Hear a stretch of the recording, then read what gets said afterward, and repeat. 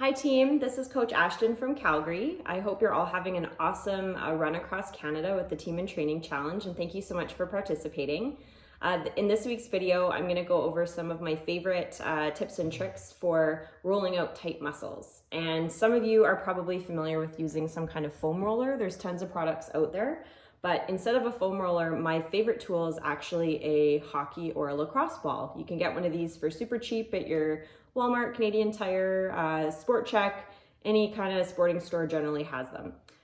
So I'm going to start off I'll start off with my feet actually, and we'll kind of move our way up. So one of the things that I've struggled with a couple of times over my running career is plantar fasciitis. And whether or not you are struggling with this, it's good for everybody to kind of do routinely to stay on top of things. So you can use a ball like this. It actually works even better if you have a golf ball. And you're literally just and you can do this when you're sitting on the couch watching TV. You can do it in an office chair if you're working from home or at your office. And you're just gonna roll your foot on the ball like this. And a lot of runners will find that you might have some kind of crunchy tissue in your feet. And this is really great for breaking some of that up and keeping your feet nice and limber. And if you do it from a seated position, you get a little bit more pressure that you're able to put on those spots. So as I mentioned, golf ball is really great for this one, but one of these will work as well. Another great thing for keeping our feet strong, if you've got a face cloth, a dish towel, cleaning cloth like this, you can lay it on a hard floor surface, stick your foot on there, and again, it's easier to do this from a seated position, but you're literally just gonna scrunch with your toes and practice scrunching, and that's gonna help strengthen your toes and all those little muscles in your feet. And help you out with your running that way. So moving on up, we'll go back to our hockey ball. Calves. Most of us have tight calves, or we'll have some knots that develop in our calves from running lots. And I like to start at the bottom by my ankles, and I slowly kind of work my way up until I find a tight spot or a knot that I can feel. And I'm gonna pause on that tight spot.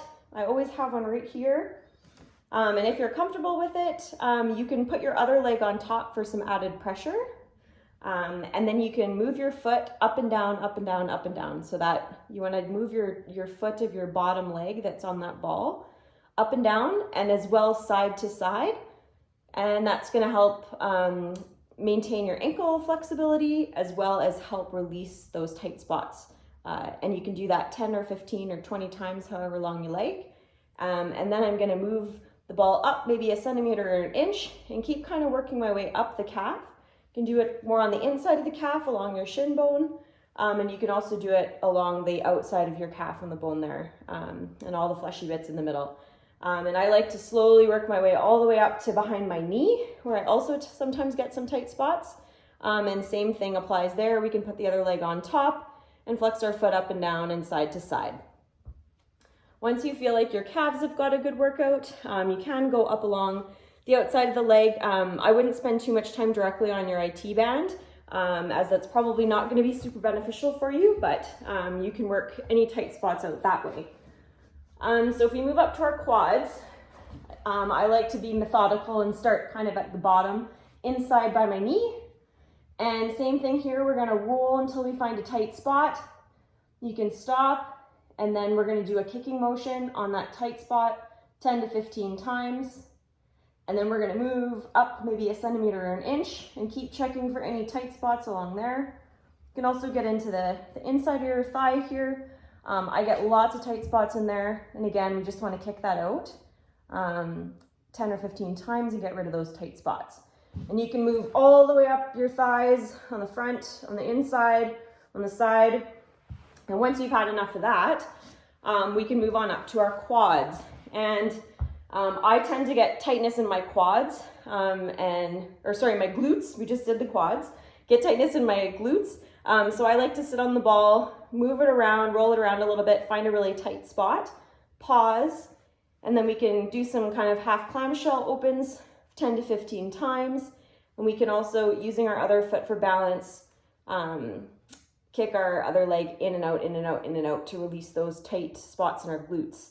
It is also really helpful, I find, sometimes to just sit on a ball like this or a tennis ball while you're driving, if you're on a long drive, maybe going on a road trip this summer, or even when you're sitting at work, if you sit in a chair all day like me, it's really nice to sit on a ball for a little bit of time here and there to help things kind of release out. The next spot is your TFL, and if you have trouble finding this, you can Google it and get some nice anatomy diagrams. But you're literally just going to lay on the side of the ball like this, and it's a spot underneath your hip bone, kind of a fleshy point, and it's quite tender for most people. So just be careful when you're doing this one. You want to bring your other leg over top, and you're going to kick your bottom leg back and forth, back and forth, back and forth. And you might have to roll forward a little bit, but it will be quite tender when you find that right spot. So that's how you'll know you're there. And those are my favorite tips and tricks for rolling my legs out. I hope those help you guys stay limber as you continue your run across Canada, and I wish you all the best. Go team. Thank you.